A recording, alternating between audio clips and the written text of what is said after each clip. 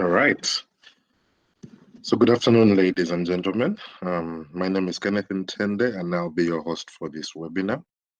I'll be talking about how you can use automation within your sales and marketing processes.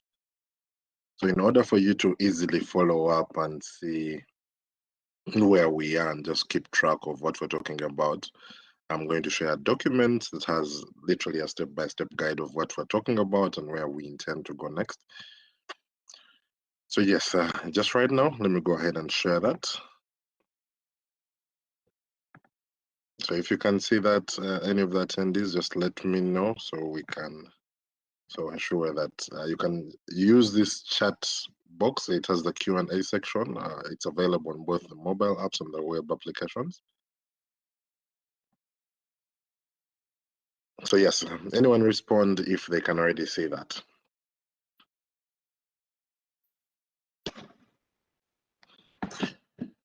All right. Okay, so once again, my name is Kenneth Ntende, and I'm your host.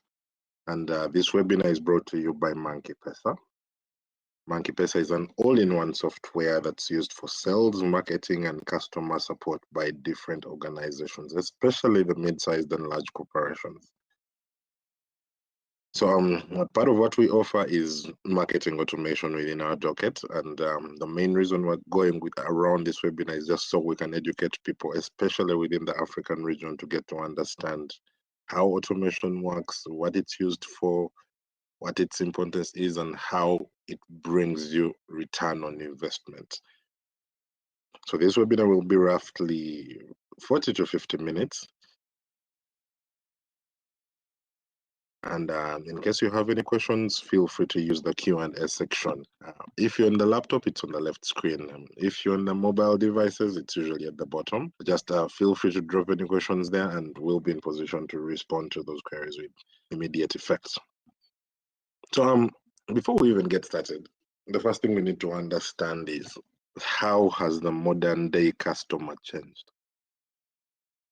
In the previous days before the internet, that's before 1994, things were relatively easy. Even the only place we had to watch any kind of adverts and get to see what products were being sold was on TV and radio, meaning it was quite straightforward. There was no back and forth. It's this company selling this product, and if you want to buy it. If you don't want, don't buy it. The discoverability of different products was a bit much harder then. Meaning, out of the choices we had, we would comfortably have 1, 2, 3 different choices and know that that is what we buy because we didn't know about any other options that were available. However, with the coming of the internet, especially after Google was launched, people have so much more information. People have so much choice. When they're Googling your brand, literally Google keeps even suggesting alternatives to what your brand is. Meaning, yes, they have more option, but for us, the business owners, it has created this thing whereby if I don't do the right things, or it means my customers have information about who the competitors are with just a few simple clicks. Now, what does this mean for businesses? This means one thing: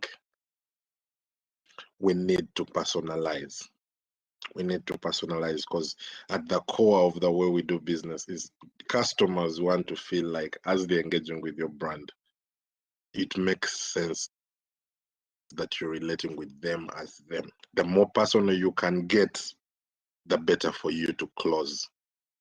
If you're to review some of the statistics as of last year, there are about 77.2 of the brands that personalized their experiences as part of their journeys tended to exceed revenue than those that didn't.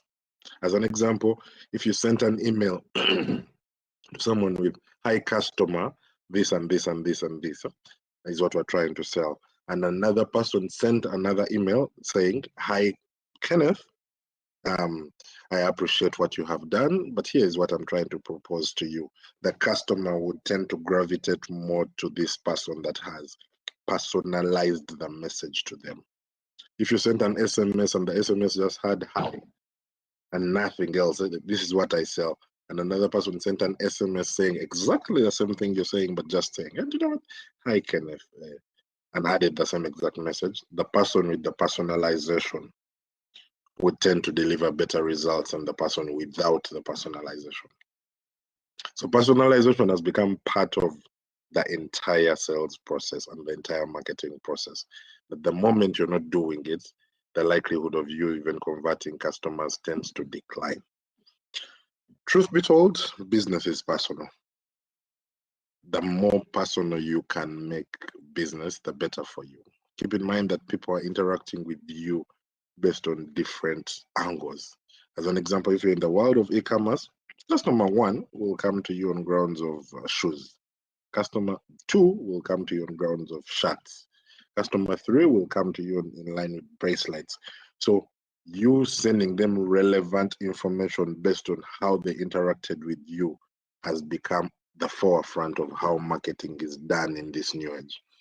And part of this webinar is we're just going to be talking about how do you create this personalization within your sales and marketing process. All right, so now straight into the gist. Now, marketing automation is the use of software to automate mundane, repetitive tasks within your process, within your sales and marketing process. There are scenarios where you're sending the same set of messages to the same people over time. As an example, we get people signing up. On a day, we usually get between 50 and 70 people signing up on the website. And each of these people is intended to receive similar messages, meaning message 1 is supposed to be like this, message 6 is supposed to be like this, message 3 is supposed to be like this. So as opposed to us manually sending messages every day, these 50 people sign up and saying, I'm sending this message, and after 3 days, I have to remember to send this other message, and after another 4 days, I have to remember to send another message, luring this person towards coming to close sales.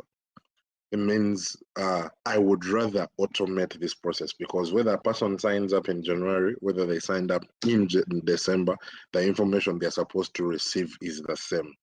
So in order to save resource, I would rather just automate that process. That's what marketing automation is in a nutshell.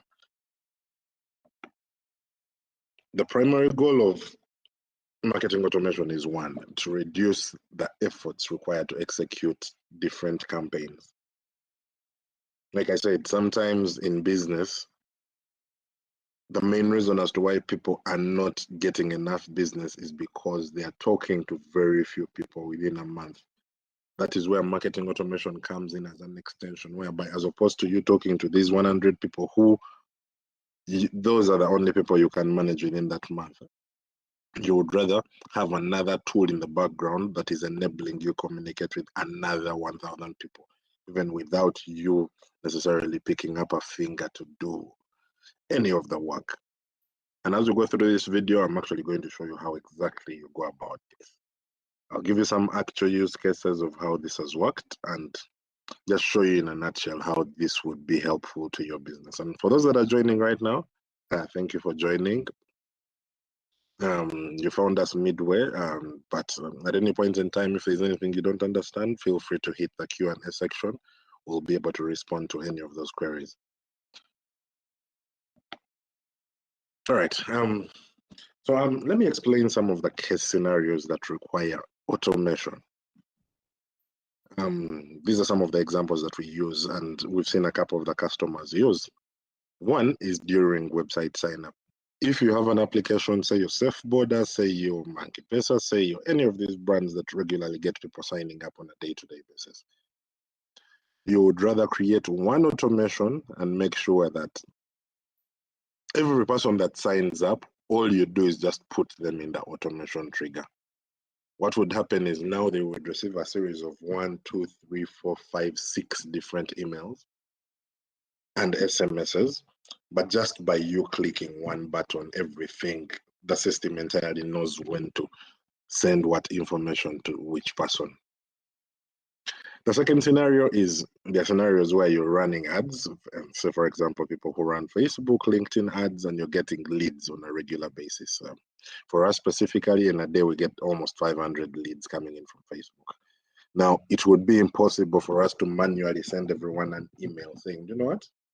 Here's how you can relate with Monkey Pesa. Here's what you can do. Here is how we should work together. What we do is now we create an automated journey, and of all the people that come in within a day, automatically the system knows what email to send to them as number 1, email number 2, email number 3, email number 4, and SMS number 5. So yes, that also comes in quite handy. The third case scenario is a customer support scenario. Usually, I'm going to use a local example here in Uganda. There are scenarios where you call customer support from one of the telcos, say Airtel. What happens is after the conversation is done and your query has been resolved, you automatically get a message sending how would you rate this person's support? That is also a customer use case. The moment someone responds to that query, that is feedback that is gathered, and that is an actual use case of marketing automation. Another use case is the scenarios where you go to our website and they tell you that we have this free resource that we want you to get, but before you can get this resource, fill in your name, your email, and your phone number so that we send the details to your email. I'm sure quite a number of you who use online products, especially in the B2B world, you tend to encounter some of these scenarios. Then there's of course the cold leads nurturing. There are scenarios where even us as Monkey Pesa get a list of 500, 1,000 people, and we need to send the information to all these people. So what we do is we import the lists into the Monkey Pesa platform and just automatically send blast emails to all of them automatically. So in week 1, it would know what to send. Then once week 2 reaches, it knows what to send. Then week 3, so it's like doing the messaging that we would have been doing manually on our behalf. The beauty about it is these are 500 people that we've gathered. So it sends the message to all these 500 people without you literally by clicking just 1, 2 buttons, and it's all done. And the final use case is the cross-selling. There are scenarios where you go and buy a product from a company. After 1 week, you receive an email thanking you for purchasing from them. After another week, they suggest, you know what, why don't you buy this item that is similar to what you had previously bought? If you had bought a necklace, they're like, you know what, check out these other necklaces, or check out this other jewelry that makes sense to you. So it just helps in that scenario when you are cross-selling in different products.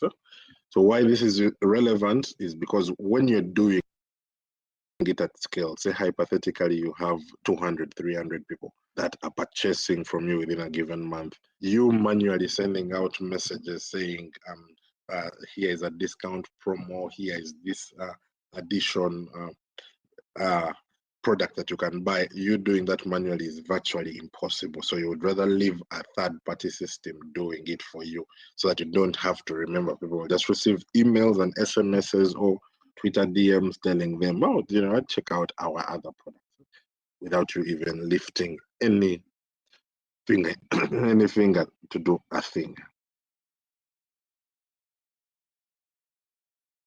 All right. The actual use cases are broken down into a few more categories.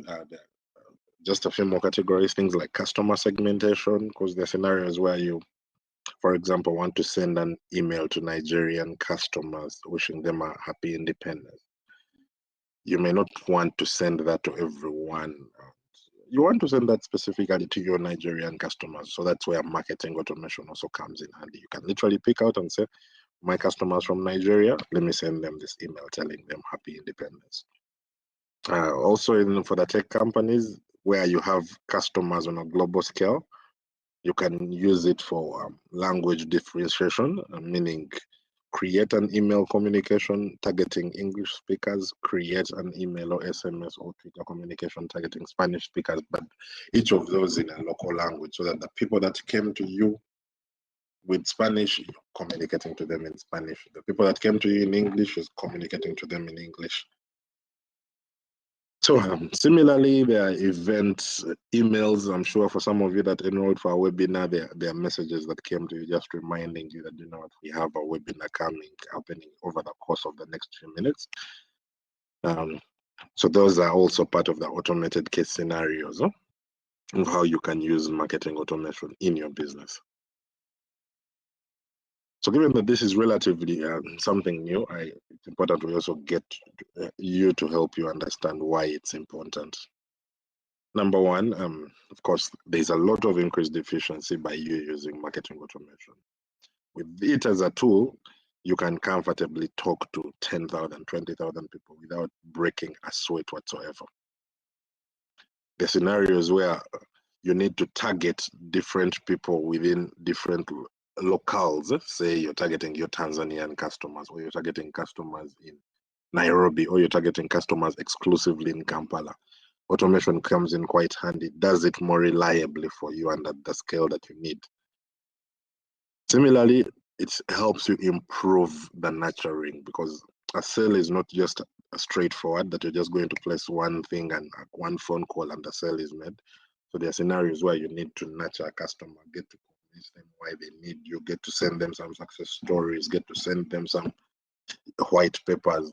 So it helps you automatically send all that stuff that you use to convert a customer into a client. And it helps do this all automatically. Yeah? So additionally, it drives about better collaboration and brings increased return on investment, as well as data insight at the scale that you need. So yeah, before we dive into how to exactly use this marketing automation, I wanted you to just understand what the customer journey is like. Now, the customer journey has different phases. Usually, phase one is where you're just putting out information to attract anyone that might make sense to you. That is what they call the suspect phase. The second phase is what they call the leads gathering. The leads gathering is now someone has submitted their name, their email, any details to do with their business. So that's where it comes in quite handy. So just a second.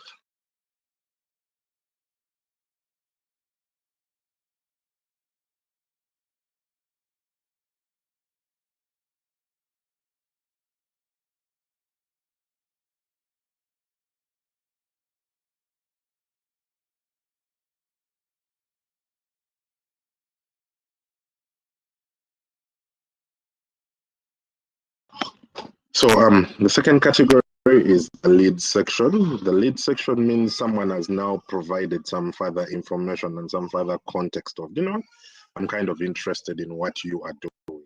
Then the third section is what they call the marketing qualified leads. Someone has showed intent in what you're doing, and now they're actively consuming information in regards to your services. I'm going to break all this down for you and just show you different case studies inside the Marketplace CRM of how we're using each and every one of these layers.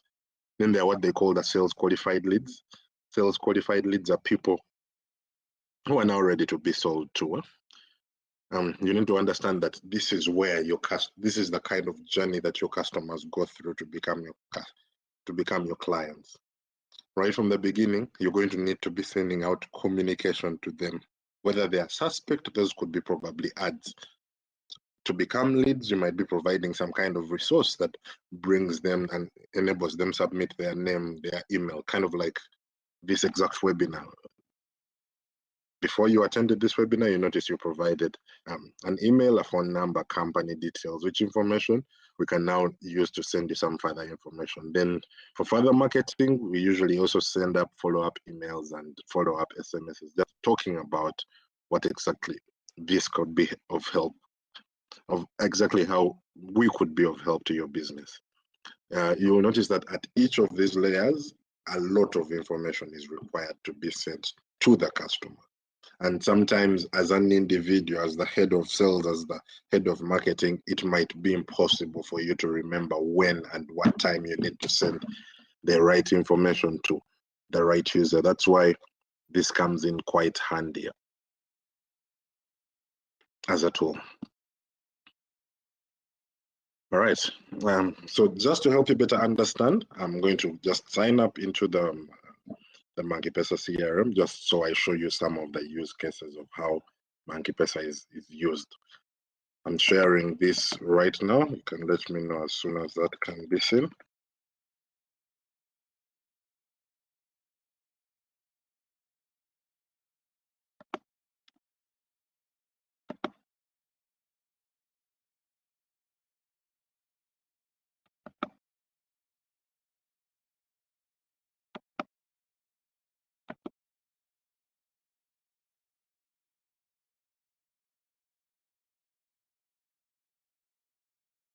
Okay, I'm hoping you can see the tab that I'm sharing.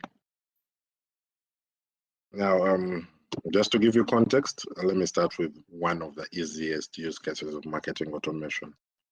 Now, like I had earlier told you, in a single day, we get about 50 signups that come in now. So far today, there have been about 24 people that have come in so far.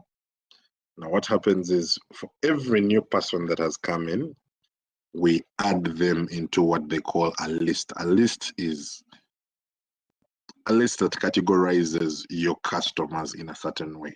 For example, it could be my Nigerian customers or customers who have bought this specific product from me that I need to cross-sell to, or it could be customers that have taken this given action in regards to what we want. Now, the moment these people are entered onto this list, I'm going to show you how you go about entering people onto the list. They usually receive different communications. The first communication comes via email, just thanking them for signing up for the MonkeyPesa CRM. So step number 2 is now they receive an SMS telling them, you know what, you can reach out to us. This is our number in case you need any kind of support. Now, after a couple of days, you can set up a new stage by actually just clicking that plus, where it asks you, what do you want to do? We're adding more functionality, things like Twitter DMs, things like WhatsApp messages, so that if you also need to send WhatsApp messages, for example, you can easily do so. You want to create an SMS, literally type that statement and click add step. But for this case, I'm just showing you our example. After another 3 days, we ask people, do you need an onboarding session where we can teach you about how MonkeyPesa works for you? After another 4 days, as you can see, there's a 4-day wait here, which wait you can do by just setting. I want you to wait this number of days before taking my next action. Then it sends this email saying, here is a success story of how someone is using MonkeyPesa and how they are succeeding. Then since our free trial is about 2 weeks, then on the day before the expiry comes, we send them a reminder telling them via both email and SMS, telling them that your MonkeyPesa subscription is about to expire. Here is how you can renew it. If the trial wasn't sufficient, please reach out to us. Now, why this journey is important, like I said, number 1, you're getting many signups every day. You're getting 50 signups today, 50 signups tomorrow. You're probably getting 80 signups in June. You'll probably be getting another 80 signups a day in June. Now, if I had to remember to send all these automations off the course of my mind, it would have been virtually impossible for me to remember that now this is the email I need to send, or 2, this is the SMS I need to send.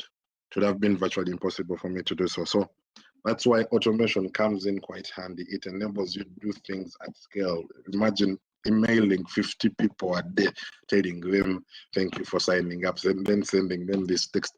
It's a very small task, very small indeed, but time consuming. If you have to do it manually to send 50 emails, it's going to take you 2 hours to do that. Whereas on the contrary, all I had to do now is literally just come to the contact I have added and say, add them to this list, whatever list it is. Maybe this one. And once I add them and I say add to list, automatically the system would know what to do from there. Now, same thing applies. We usually have people who subscribe to MonkeyPesa on a monthly basis. So before the month comes to an end, we are supposed to send reminders telling them about, you know what, your subscription is about to expire. We send this via text, SMS, and to quite a number of people. So keep in mind that someone's subscription might start on 1st, another person's subscription starts on 14th. So the guy on 1st, we need to send them a reminder on 27th. And the guy who signs up on 14th, we might need to send them a reminder probably on 11th. Now, if I had to manually remember to send everyone a reminder about how their subscription is about to expire, very small mundane task, but it would have been impossible for me to keep remembering, especially if you now have 500, 800 customers that are using your service. So that's where now such marketing automations come in quite handy. Use case number 3 is an e-commerce case scenario. Say someone has bought from you a certain kind of product. You can create different journeys, and each of those journeys just finds a way of cross-selling for you, so that after the person has purchased your product, week 1, send them a thank you email. Week number 2, find a way of cross-selling. That way now you don't manually have to remember that, you know what, let me try and maybe cross-sell to this person, teaching them about this and that and that and that. Ideally, the system would just automatically do it for you.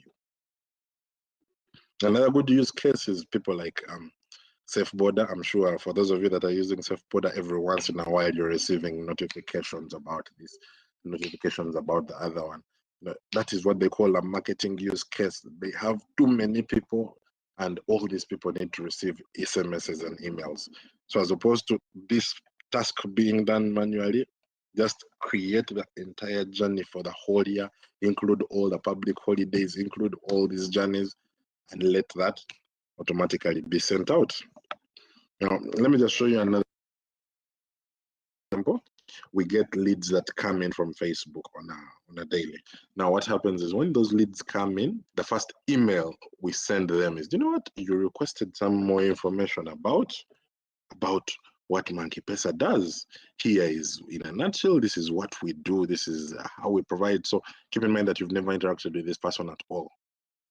Now, after that, if the person doesn't respond, as well as an SMS, so if the person doesn't respond, after another 4 days, we send a follow-up email saying, you know what, oh, did you actually get my last email? Did you get my last email about this? If you didn't, this is what I was talking about. Here's what we do. Here's what we do. So after that, if the person still doesn't respond, we still send them another message, showing them that, you know what, here are other people who are like you that are relying on MonkeyPesa. Would you like us to demo for you, just to show you how these guys are using MonkeyPesa? Now what happens is people come on a continuous basis every day, 100 people, and as opposed to us virtually remembering, we just throw them on the list, and the system knows this is what I need to do. Here is what I need to send at this given point in time. So for the person that comes on 1st, this is when I send them their next email. For the person that comes on 17th, this is when I send them their email. This is the person that comes on 31st, I wait 4 days and manually I send them the right information to them at the point in time that it matters. So like I said, people have different interaction points with you. Some people are coming via Facebook, sometimes people are coming through a given product, sometimes people are coming via a certain inquiry. So no matter the path they come from, it's important that you find a way of sending them more relevant information, benchmarking on how they came to you. If I came from Nigeria and I was interested, send them examples from Nigeria and create automated journeys whereby the person feels like this product is a Nigerian product. It's meant for us. They're even sending us reminders of happy Valentine's, happy Independence Day. If the person comes from Kenya, customize that journey and make it feel like it's literally meant for them. The person comes via this one product, don't alienate them by, I've come to, say for example, get jewelry, and you're showing me images of men's ties. Clearly that just shows that disconnect, and that's what automation tries to drive at. It tries to create automated journeys, but providing the relevant information to the right user at any given point in time. So yes, before I, of course, exit these journeys, if anyone has any questions, please feel free to drop the questions so that I can respond maybe as during the course and of movements. Hopefully you've picked up about how this can be used. And now I'm going to proceed to the next. But if you have any question, feel free to use the Q&A section. That's then I'll pick it up from there.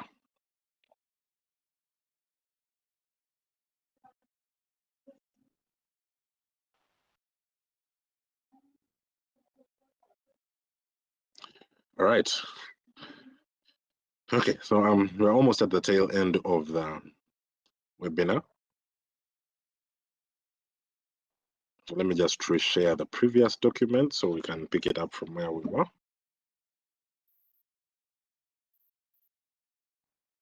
Don't forget, if you have any questions at any point in time, please just drop them right here. And we will be in position to respond to those queries. Now, as the final stance, we need to understand that marketing automation is something that exclusively people from the Western world have been providing. Many of the softwares that are available were exclusively being used by people in Europe, people in the US, because they understood the value. But for the first time ever, we're now seeing African companies come up and begin to say, how do I make my marketing experience or my sales experience better for my customers? How do I customize this? And just to show you how big the industry is, last year alone, marketing automation made almost $82 billion in revenue. That's how big of an industry it is, yet the African market has not really been exposed to it. And the main reason it hasn't been exposed to this market is one, many of the tools out there are really out of our price range. As an example, we have HubSpot. It's a very good tool, but its automation functionality begins at $890. That's for per user, and that's for 1,000 contacts, which is relatively expensive for the normal business. The second is, of course, Pardot. Pardot is owned by Salesforce, and its prices begin at about $1,250, and that is billed annually, meaning that's $12,500 per 1,000 users, and that's every billed annually. We have other smaller players. We have Marketo as an example. Marketo is $895. Then Infusionsoft is about $199 a month. Then Acton is about $450 per month, but that is billed annually. That is why we built MonkeyPesa in the first place. We wanted to make all this functionality, all this automation capability available to you at a fraction of the cost, because we understand many of the African businesses are relatively small, so it may not make sense for them to purchase these same tools at such expensive price costs. That's why we made this package available starting from just $19 a month, meaning as opposed to you using something that will bill you $12,500 annually or $890 per month, you can literally just tap in and access all this functionality starting from $19 a month. Where of course there's restriction, it depends on the number of automations that you're using. Whereas if you're on the basic package, which is $19.99, that's where we limit your number of automation to just 10 a month. Then for the people that own banks and these larger corporations, they could as well take up either the $49 package or the $99 package, where you get more automations, more usage, and more SMSs available as part of your package. So yes, and as of 2023, these are the most renowned marketing automation tools on the market. Their prices are also readily available. And to top that all off, I'm still going to share this document so that you get a feel of what are some of the examples I have, so you can Google, and as you're doing due diligence to what is a better fit for your business. I'm sure MonkeyPesa would come up as the best choice, but we want to give you as much option as possible so that you begin implementing automation within your business. The only way you scale is by automating, because sometimes these small mundane tasks take up so much time that something as simple as sending out 50 emails to different people telling them this communication, if you did it one by one, it would take you 2 hours. Whereas if you implemented an automation tool like MonkeyPesa, like MonkeyPesa's automation tool, within 2 minutes, the same amount of work would have been done. It saves you time, it saves you money naturally by saving you that time, and most beautifully enables automated reminders on its own. You don't now need to remember that at this given point in time, I need to send this follow-up email and this and that and that. That is the beauty of marketing automation. But in a nutshell, that's it from us today. I think we are 40 minutes into the webinar, and we had anticipated this would take about 40 minutes.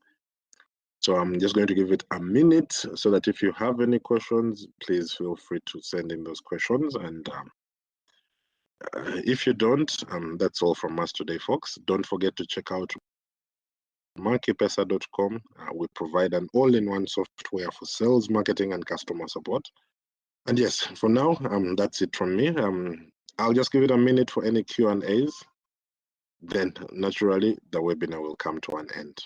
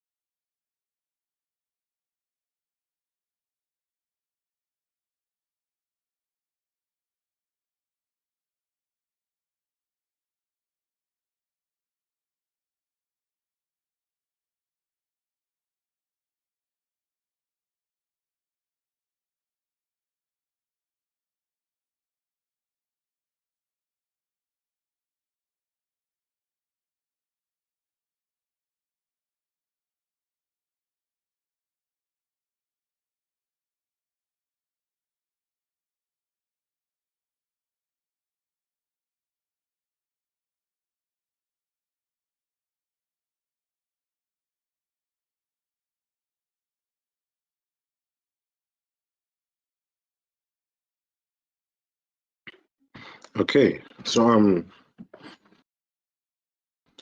I have some questions here.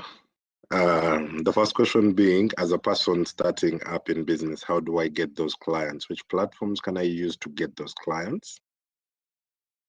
Because the platform looks like you have clients already. All right, so now it depends. It depends on which kind of business you are. For this case, I'm going to give you a use case for B2B and a use case for B2C. Now, if you're in the world of B2B, let me start with B2C since it's much easier. They are the best places to get customers from are two, to be honest. You will have to run adverts. In order to get the scale that you need, you're going to have to run adverts on Facebook, run adverts on Google, or utilize the shorts. Those are the only places that you can comfortably tap into and they scale. Because keep in mind that for us, specifically as us, our job is to, how do you make sure that you do this one thing and this one thing is going to give you impact at the scale that you need.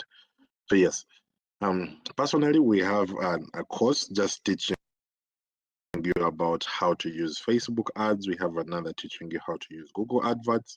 And we have another teaching you how to use the shorts platforms to get customers. Why these are the best platforms is because this is where the normal consumer is spending the most of their time. They're either on TikTok, they're either on Facebook, they're either on Instagram. So naturally, it means you just need to conform to what these guys are doing on these platforms and advertise to them. Because if you try to reach out to them organically, it's never going to possibly happen. Huh?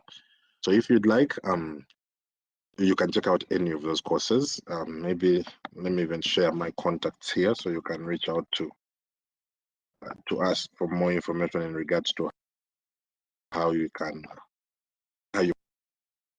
get more of those customers. Now, if you're in the world of B2B, story is a bit different because B2B you're selling to other businesses. Now, when you're selling to other businesses, you need to understand that the sales cycle is a bit different because the sales cycle involves you're talking to maybe head of finance. Head of finance has to involve the manager, then the manager has to involve the procurement officer.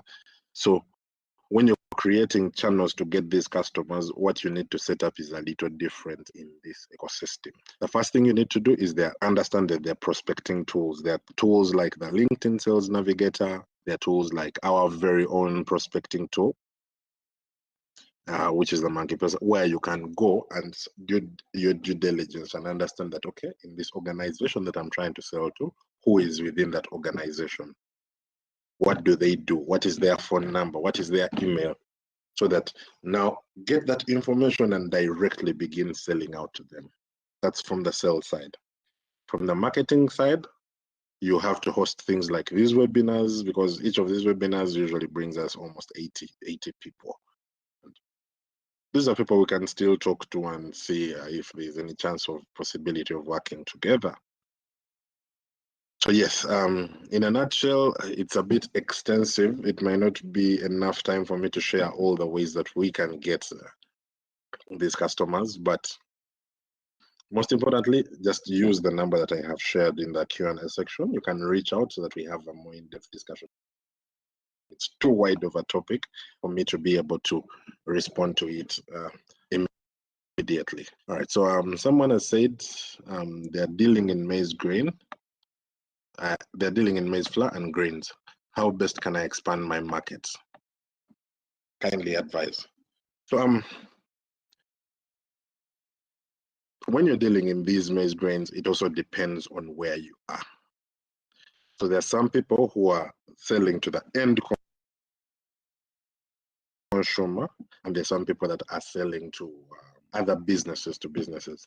Now, for the people that have scaled the most, I tend to see them dealing to other distributors, meaning your job would be fundamentally at step number one, how do I get some distributors in Kenya to help me push my grain? How do I talk to other guys in Tanzania? Are there any Rwandese partnerships I can come up with? Are there any UAE people that are kind of in the same business? Because you're going to get 10 distributors, and these 10 distributors are going to help you reach 10 other people. So meaning just from 10, you're going to get 100 new distribution points that are going to move your things much faster. So personally, I would strike a balance between, number one, how do I expand my partnerships so that I have more people that I'm working with? Because these people are available. You can literally just search and find people in DRC, find people here, find people on the other side, and find a way of cutting out deals in order to get this distributed. That's number one.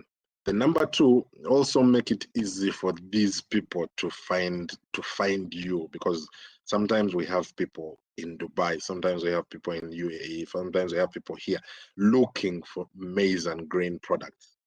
Now, what happens is, if you have not created the content on the internet for these people to find you when they're doing their searches, it means even the possible partnerships and the possible sales you would have gotten will not exist, because it's like they do not know that you exist. So I would personally create a bit of content, just focusing exclusively on money. Where do I get grains in Uganda? How do I get grains from Africa? Maize flour, where can I get it? What is the best quality of maize flour? What to consider when you're getting grain from Uganda? So use all that content more as a luring tool to bring you people. As an example, we share content on email marketing in Kenya, we share content on CRM software, and each of those things has acted as a source just to continuously bring people to us. Someone comes looking for a CRM in Uganda or an email marketing software, and just by them searching, it means they are looking for that thing. Yeah? They're looking for that solution. So by you providing that content and they find you, it means the first interaction point of the person who is looking for that service is going to be you. So it ends up creating a lot of opportunity for you. The thing about sales and marketing, its role is one. How do we create enough opportunity for our kind of work? And one thing I have discovered is everything that we sell has so many people that are looking for it. just that we haven't positioned ourselves. We haven't positioned ourselves for people to find us. And by you not being there, it means even when someone is looking for a provider, they're never possibly going to find you. Similarly, like I said earlier, this is a bit of a very long topic, so you can still use my number. Let me share my number again, and you'll reach out to me so we can have a more in-depth discussion. Otherwise, this one will take another couple of hours to get done. So yes, with automations, are there any cons? Yes, of course there are cons. But these cons stem from you not understanding how automation works.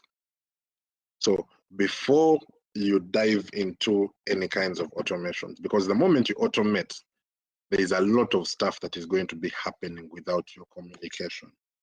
So as an example, you might have a scenario where you've written an automation email and the English is wrong. So you haven't properly articulated what is going, and because you've set this and you're automating and this message has gone out to 10,000 people, it means 10,000 people are going to read this wrong English. And the moment the English is wrong, it's like that's the first thing that people's minds gravitate to. What are these guys talking to? So before you begin using automation, I would recommend first get the training that you need, because each of the automation tools that you need is a bit different. Each of them takes its own learning curve. So if you're doing the wrong things inside the automation, it means what it's going to do is propel the wrong thing and make it reach 10,000, 20,000 people. That means you've made 20,000 people get this wrong thing about your business. So yes, the cons I see is in case you do the wrong stuff, in case you set up the wrong emails, in case you set up the wrong flows, what automation is doing is just going to spread and make this visible to so many people, which would come in detriment. So before you take up any automations, I would recommend have some people reviewing, have some people talking, get as much advice on, does this make sense? How would you perceive this as a client? So that at the end of the day, it's easy for what you're doing to be done at scale, but from the right point of view with a lot of quality control within your process. So yes, that's one of the biggest cons. Another question is, can automation help in scaling out a business and attracting funders and partners? In a nutshell, yes. Like I said, the role of automation is to help you to do things at scale. Now, when you're attracting funders, the first thing you need to understand is you just need a place to find these funders, number one. After you have gotten their names and emails, if you need some more information about funding and fundraising, we hosted someone called Caleb Bosher from Zimbabwe. They are fundraising experts. So we had a very in-depth conversation just teaching you about all the fundraising options that you have, especially for businesses in Africa. That webinar will be quite helpful. So if you need that, drop me a message via that number that I've been sharing everywhere. Let me share this again. So I'll send you some more information about how this would work for your business specifically. But yes, if you're fundraising, same thing. It just helps you scale out whatever communication that you have to do to these people who are fundraising. Huh? Same thing applies. If you're scaling out your business, a normal sales rep is going to be able to talk to 200 people. With automation as a tool, you can comfortably talk to even 10,000 people within that same month. So yes, it can help you scale your business and it can help you scale your funding. Okay, so in a nutshell, I think those are the questions that were available so far. If you have any other questions, I've left my number in the Q&A section. You can just reach out to me. And hopefully I was able to answer most of the questions, right? But that's all from me today, folks. I have another meeting coming up in a few minutes, so allow me to end this webinar. Bye-bye.